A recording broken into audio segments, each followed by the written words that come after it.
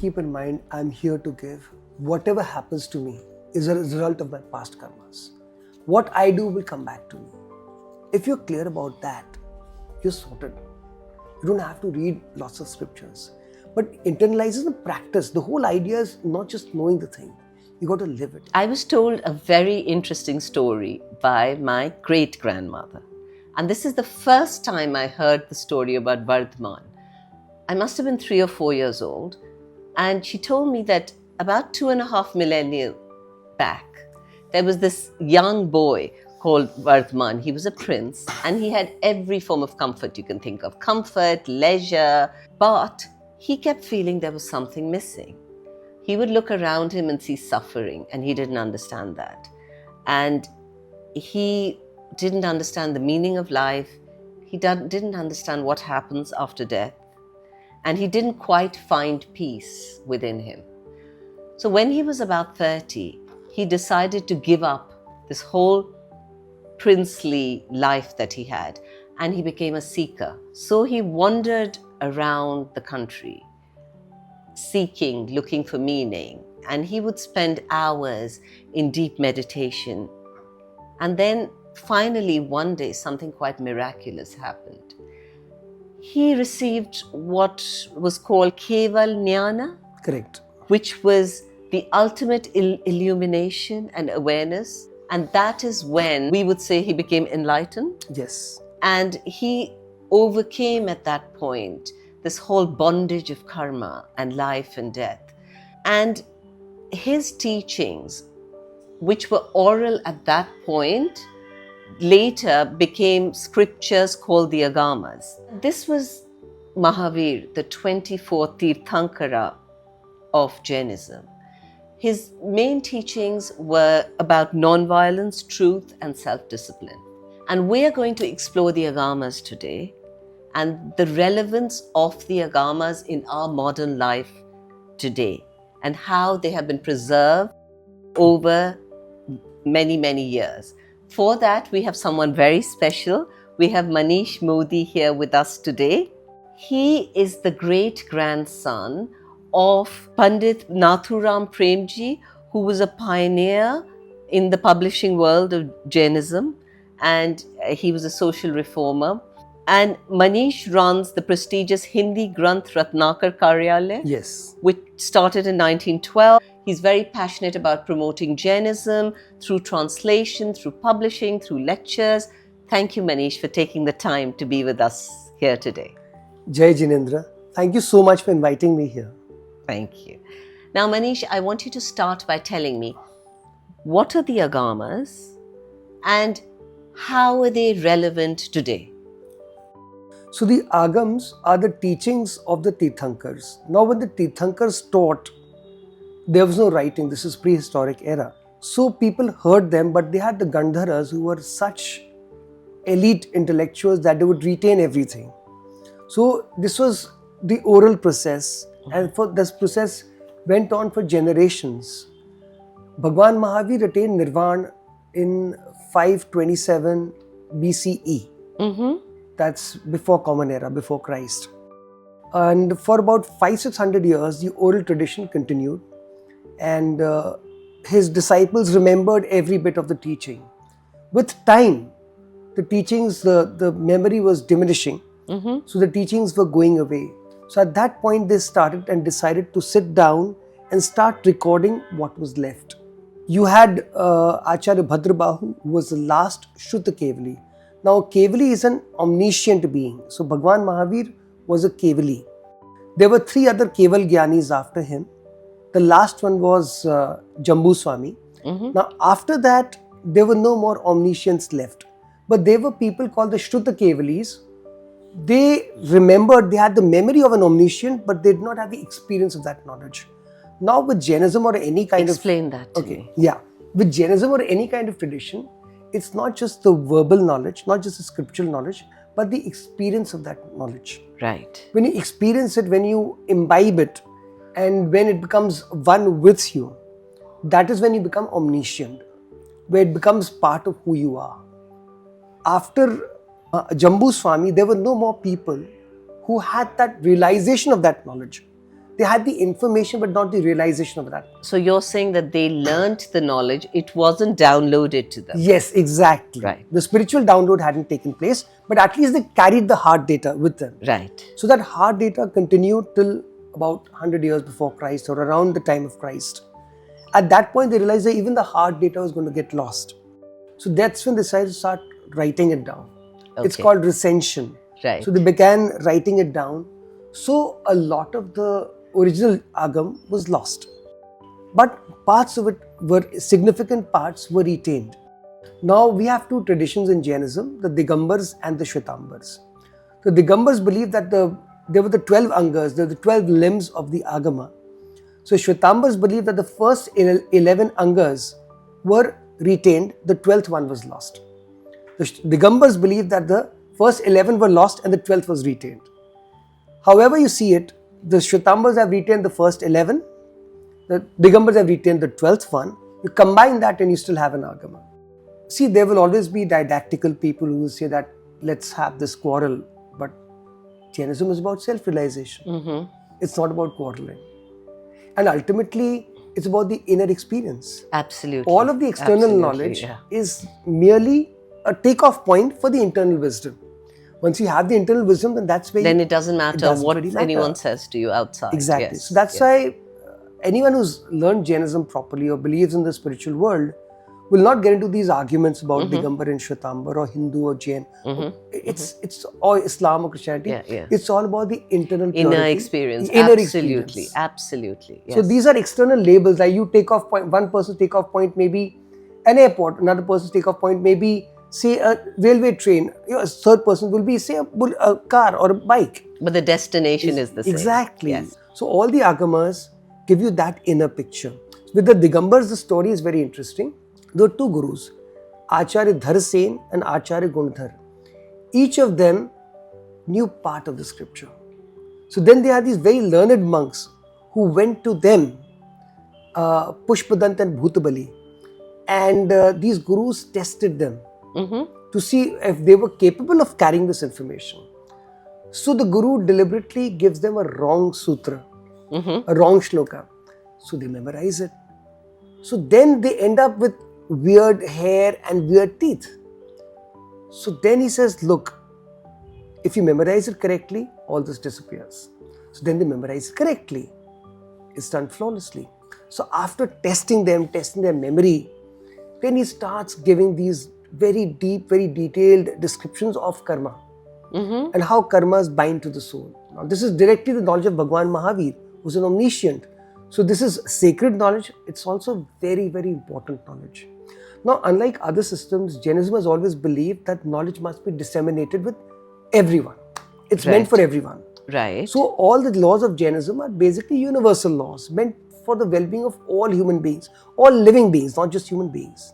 There's no caste system or no gender. Or no anything. differentiation. It's all people have souls, right?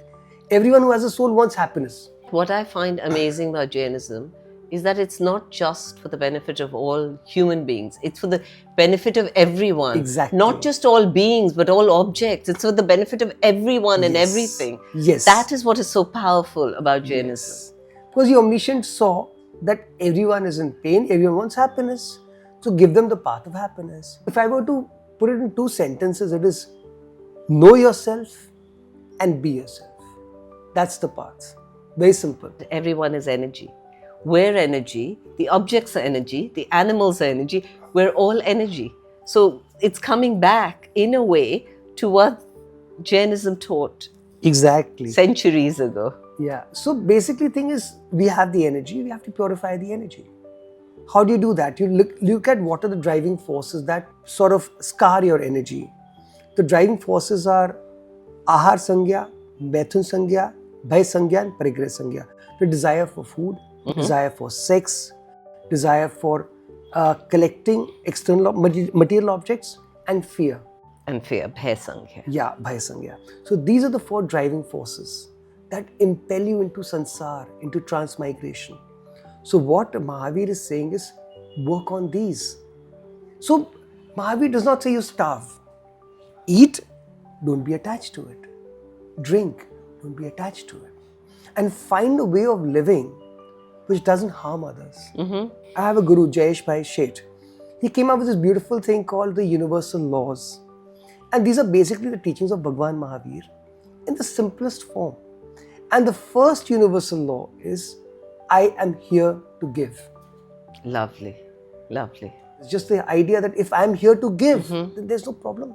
I am here to give, and whatever happens to me is a consequence of my own actions. It's very simple. If you have money in your bank account, then withdraw it, right? If you don't have money, you cannot withdraw it. So if you have given in the past, you will get now. If you haven't given in the past, how will you get it now? So Manish, then I have a question for you. There's a lot that's said when you studying about the Agams or about Jainism, that the scholars worked very hard and the monks to preserve the Agam. Yes, of course. Why? Why did they need to firstly preserve it? Why was it different from, the other scriptures? Why did it need to be preserved? And secondly, give us some examples of what was done. Sure. So what happened is, as I said, the scriptures were being lost because of the diminishing memory. Right. So they had to work hard to restore that. And once they did that, it was written down in the Brahmi font, which is the earlier font. Right. And with time, those scrolls started getting damaged. Right. So every 200-300 years, there would be some kind of renaissance.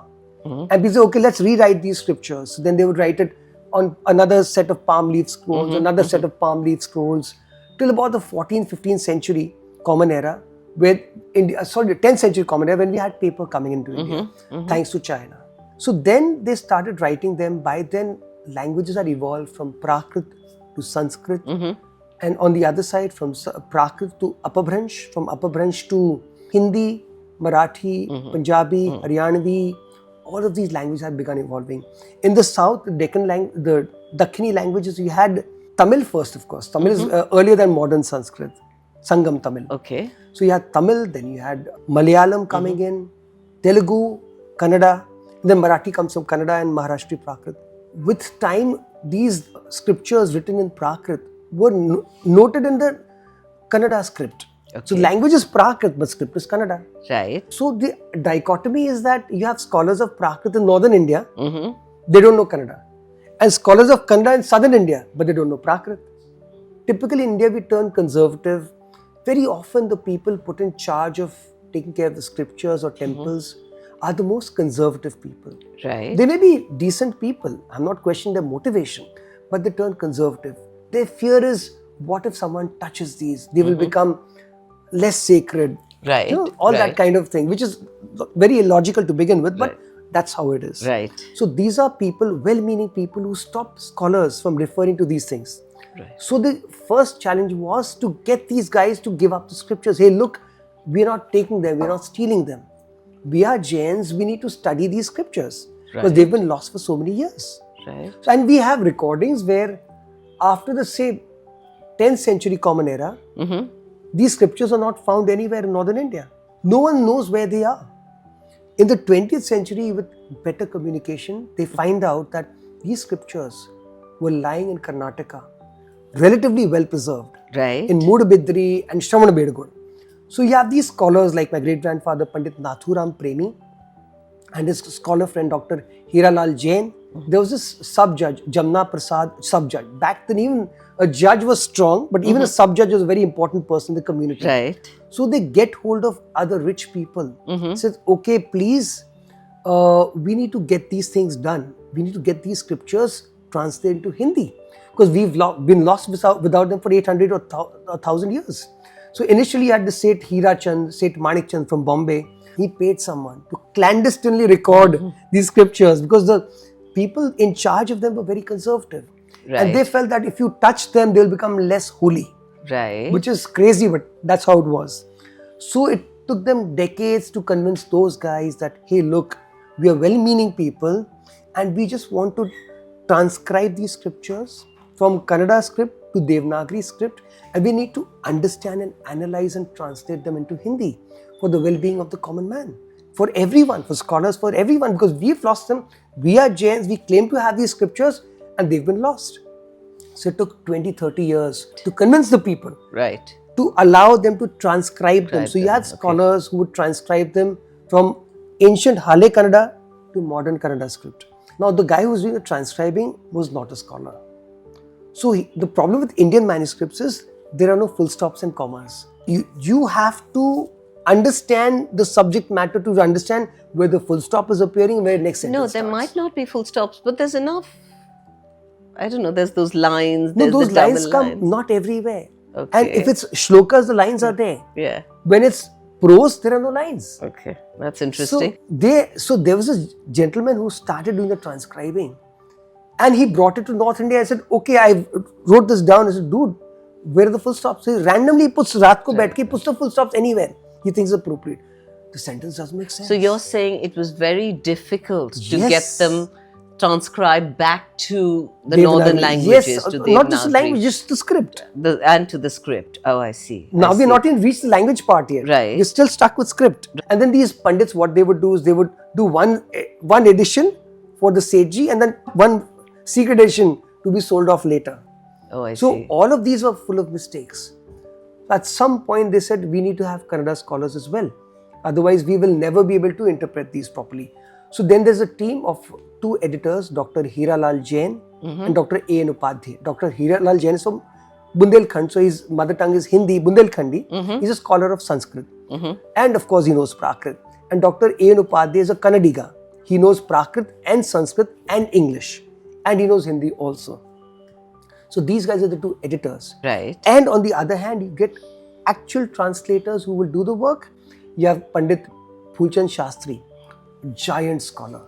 He translates about 7,000 or 8,000 pages like that, charging 1 rupee per page, one large page. Imagine that ancient language from Prakrit into Hindi, from Sanskrit into Hindi, and all of that proofreading.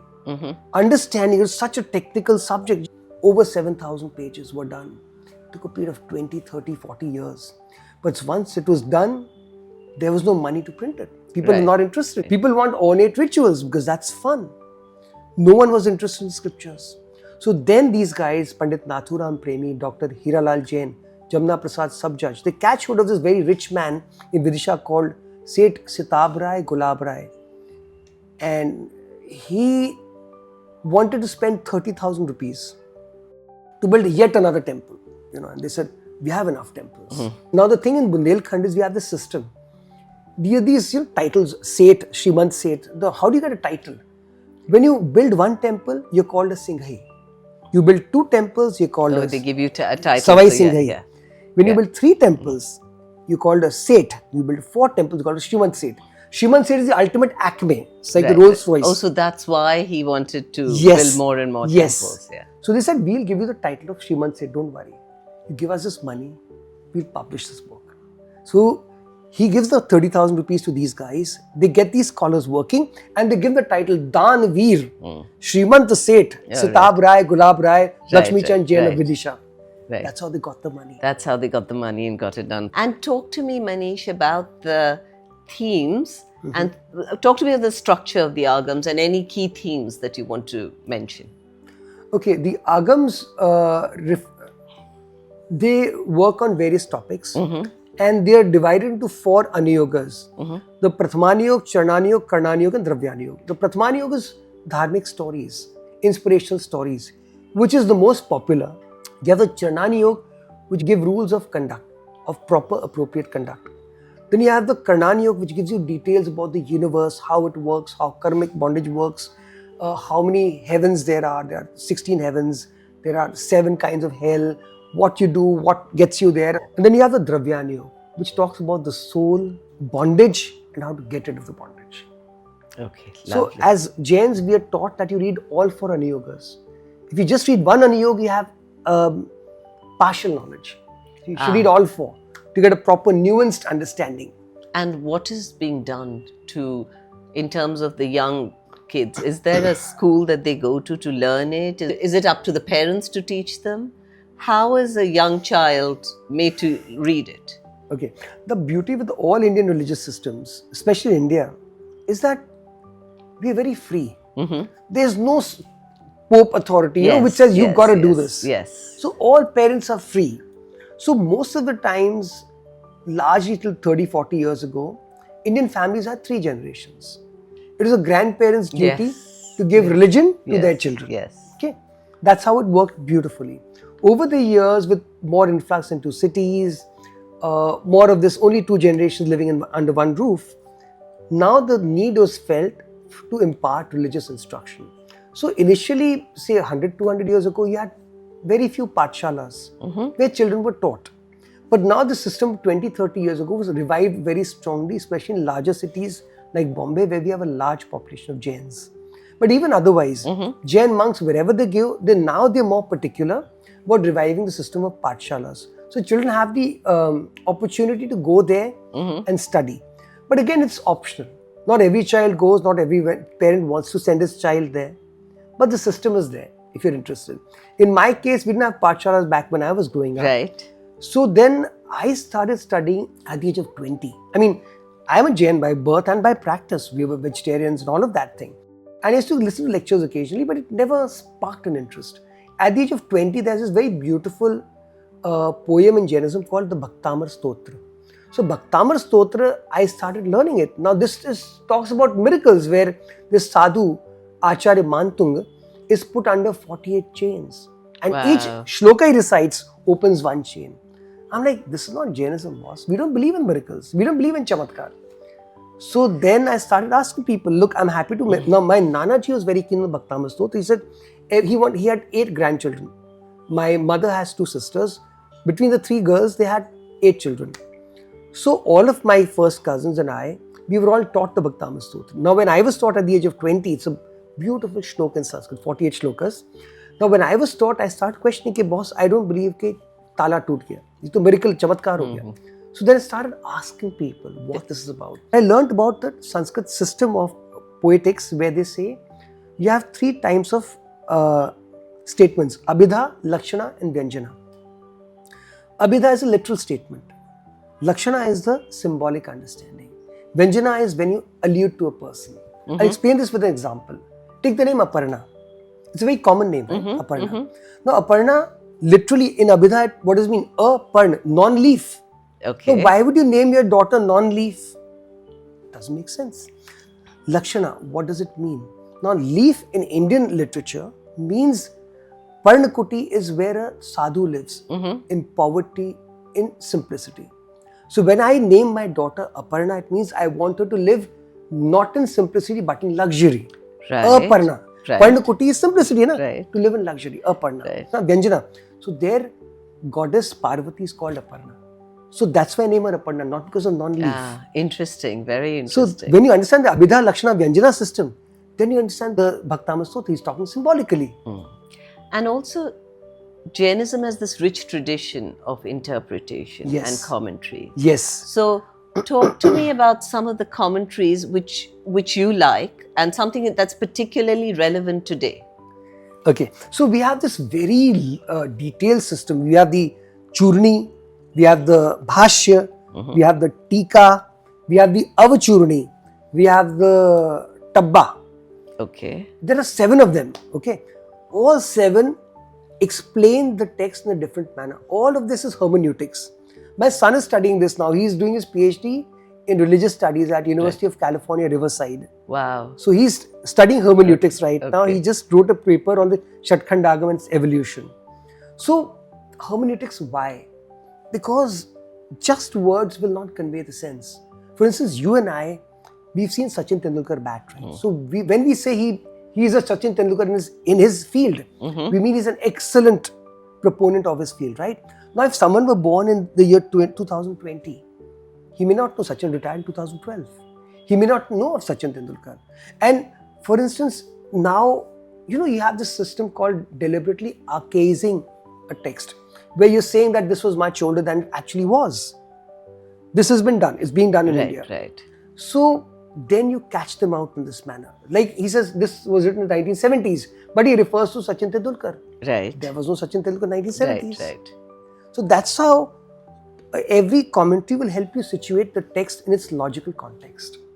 Okay. Without that, it's impossible to understand anything. There's this beautiful text called Tatwar Sutra written in the 1st or 2nd century Common Era by Acharya Umaswamy, which is commonly accepted by both Digambars and Shwetambars as being the most important text of Jain doctrine. Right. So this text, there's a modern commentary done by Dr. Duli Chandra Jain of New York. And he says it in a very, very scientific manner, explains everything. See, this is one way of explaining religion, which is like, it's all sacred, we can't analyze. It's beyond us, we cannot understand. The other way is a more logical way where we says, we'll understand everything. So Jainism has room for both. We have the Agya Pradhani and the Pariksha Pradhani. The Agya Pradhani person will say, okay, God said it, I believe it. Khalas. Yeah. That's it. Agya Pradhani. I will accept it, which is fine. The other guy is the Pariksha Pradhani, people like us. Where we will examine it. And we will only accept it if we are convinced. Right. So Tattvad Sutra, so Bhaktama Stotra is for Agya Pradhani. Okay. Tattvad Sutra is for the Pariksha Pradhani, where I want to analyze, understand, and I will only accept it once I'm convinced. Wonderful. So Dr. Duli Chandra Jain's commentary is beautiful. It explains things in the simplest manner. And tell me, in terms of the practices of Jainism, I mean, something that people talk a lot about is the mindfulness and the ethics. Yes. So give me some examples again that could be relevant today of the mindfulness and ethics practices. Yes. So here we are taught in Jainism that you see things from 4 perspectives. For the rest of the world, for yourself you have the 12 bhavana. For the others you have the 4 bhavana. What are they? Maitri bhavana, Pramod bhavana, Karuna bhavana and Madhyastha bhavana. So Maitri is universal friendship with all living beings, no matter what. He is a human being, he is a creature, he's an ant, caterpillar, crocodile. It's a being. It's a being. It has a life form. It could one day attain moksha. Yes. Therefore, Maitri with all living beings. Right. Maitri with all creatures. Right. Also Maitri with this table, with this stand, with this cup. Yes. Because if I have hatred, it's holding me back. Yes. So Maitri with all thoughts, all ideas, all people, all objects. Universal Maitri. Maitri Bhav. Second is Pramod Bhav. Pramod Bhav is where you genuinely appreciate someone's good qualities. Every bad person will have some quality. Every good person will have bad qualities. You look at the good, ignore the bad. Right. So Satveshu Maitri, Gunishu Pramodam, Krishteshu Jiveshu Kripa Paratvam, Madhyastha Bhavam, Viparita Vrittau, Sadama Matma Vidadhatu Deva. First thing is Maitri. Second is Pramod. When you genuinely appreciate someone's good quality, you start imbibing it. You prepare yourself spiritually to accept those good qualities inside you. And when you start criticizing, you're accepting his bad qualities. Yes. If you don't want to do that, do the Pramod Bhav. So focus on the positives. Always. Third is the Madhyastha Bhav. Madhyastha Bhav is equanimity. No matter what happens. Madhyam. Madhyam rahiye. Madhyam. Equanimity. Yeah. जो हो रहा होगा मेरे कर्म के अनुसार हो रहा है. There's nothing that will happen that was not part of my karmic, what I have earned. The fourth is Karuna Bhav. Karuna is kindness, compassion for those who are less fortunate. Another thing we have to do is be gentle with others, firm with yourself. So you said Maitri Bhav, Pramod Bhav, Madhyastha Bhav and Karuna Bhav. Yes. Beautiful. That was beautiful. That was amazing. Now also tell me, with the digital revolution now, I mean, I know that in the past there's been all these issues in translation, and I'm sure there were bits that got lost or got misplaced in the process. But how have things changed now? Is it easier to dispel knowledge? How has it affected Jainism in particular? See, I remember when I was living in Dubai, this is 94 to 99, and there's a gentleman called Vinod Daryapurkar. His daughter Shivali was, I think, 10 or 11 years of age. Says, look, he was an IT professional. Says, look, the digital world is here. There was an English translation. Beta, start typing it. We didn't have a lot of sources. We didn't know a lot of things. The girl starts typing the entire text, English translation, and we upload it on jainworld.com. Right. Over the years, past 25 years, 30 years, there's been so much of technology. So a lot of Jain texts are available on AI. A lot of texts we are working on OCR, optical character recognition, we're working on that. And a lot of websites are there. Wikipedia is usually very reliable. There's a jainpedia.org. There's lots of websites which give you very good information on Jainism. Lots and lots of books being printed. A large chunk of Jain texts have been translated reliably into English. I've done about 70 text translations myself. Wow. And there are lots of people who are doing this kind of work because people realize that ultimately 1960s onwards, India thinks, writes and speaks in English. So if you don't have it in English, you're lost. So Manish, you're such a wealth of information, in terms of Jain knowledge. It's amazing. Tell me, like you were telling us that when you were 20 and you heard that story about the chains, Yes. and the miracle, that's when that excited you into going further. Jain Tell me studies. your favorite anecdote or your favorite story about Jainism from your life of learning. Okay, one was this turning point, this Bhaktama Stotra. The other turning point in my life was I used to work for Bulgari in Dubai. Okay. Beautiful jewelry, Right. amazing jewelry and watches. So I was the inventory in charge.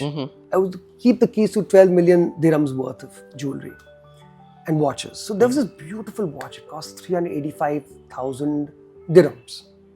So more dirhams than there are days in a year. Right. Okay. And I was inventory in charge. Gorgeous Bulgari watch, very elegant and diamonds and stuff. And I used to think, hey, this watch is the key of happiness. Anyone who owns this watch is happy for the rest of his life. And sure enough, one day some wealthy sheikh from some minor province, not Dubai and Abu Dhabi, a tiny province, some sheikh came and bought the watch. Lovely. And I thought this guy's the luckiest man in the world. And 6 months later, he comes back. The watch is battered, full of scratches. Like, what the hell happened? It kind of shattered my illusion that this is not happiness. Because this watch is looking horrible. I wouldn't wear it today. If this was my idea of happiness, then it doesn't work. I started thinking to myself that having more is not a sign of happiness. It's not the object that gives happiness. Absolutely. It's your concept of happiness. Yeah. So you work on that concept and you're assured of happiness. Happiness andar se aa rahi na, usse to nahi aa rahi. Bahar se nahi. So then you work on the inside. Absolutely. It's all internal. It's all internal. Yeah. Everything is internal. So when you realize these 4 bhavnas, Maitri, Pramod, Karna, Madhyas, you start internalizing things. There's another magic formula. It's called the sorry, never again, thank you. So how does it work? Now there are many times when people have offended you, hurt you, or said or did something that you didn't want them to do. What do? आप अपने अंदर sorry कर लो. कि यार, I must have done this. Had I not done it, I would not have witnessed it in front of me. You see someone beating someone up. There's something happening which is bad. Apna sorry kar lo ke I must have done it in the past. That's why I saw it. Either I did it myself or I asked someone to do it. Krit karyat anumodana. I did it myself. Karyat I asked someone to do it, or I aided and abetted someone in doing it. Or I said, well done. Arey usko mara, bahut acha kiya. When you do these things, you're binding karmas. So when you stop doing that, aap sorry kar lo. Aapka ho gaya, main chham दूंगा. The next thing you do is never again. Never again is, we say, you make a resolve, I must have done something bad in my past. I will never ever do it again. Now you've stopped yourself. Past का आपने clean कर दिया, आगे का रोक लिया, आगे मैं नहीं करूँगा. Third is thank you, welcome. You said thank you. When someone does something bad for you, he's cleaning your bad karma. What are you going to say? Thank you. Thank you. What a great way of looking at things. Now tell me, you've given us some really great I'm glad. things to go back with, like this sorry, Never thank again, you, never thank you. again, thank you. Yes. That's amazing. That actually reminds me of this Hawaiian Ho'oponopono saying almost. Yeah. Yes, it's Yeah. very similar. And also the 4 bhavnas. If there's one message at the end that you want people all over the world to listen to, what would that be about Jainism and the Agams? If you can keep in mind, I'm here to give. Whatever happens to me is a result of my past karmas. What I do will come back to me. If you're clear about that, you're sorted. You don't have to read lots of scriptures. But internalizing the practice, the whole idea is not just knowing the thing. You got to live it. And live it with this understanding of sorry, never again, thank you, welcome. See, the one thing that all of us do realize, say you travel from London to this place, you took a plane, right? Now you're not attached to the plane, right? Plane hai to theek hai, aap baithe comfortably, now you're here. I took a cab and I came here, now the cab is gone, it's fine. Similarly, this body is a role that I'm playing. I'm not really Manish Modi. This is a role that I'm playing. This is just a body that So this role I play to the best of my ability. It's like Amitabh Bachchan in Sholay. He did not hate Amjad Khan. He was playing that role. Lovely. Thank you, Manish. That was such a wealth of knowledge. Thank you for coming here and talking to our listeners today.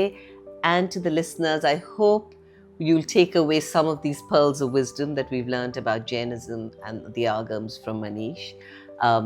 The one that I'm going back is the 4 bhavnas, which I just, and also what you said about the sorry, never again, thank you. That was also sense. Amazing.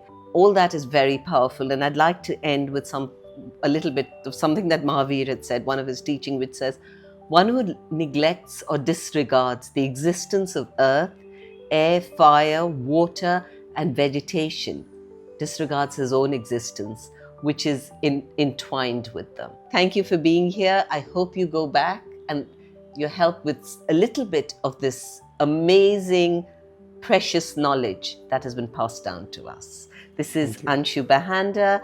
Thank you for tuning in to Ancient Wisdom for Modern Living, Sacred Texts, Timeless Wisdom. Until next time.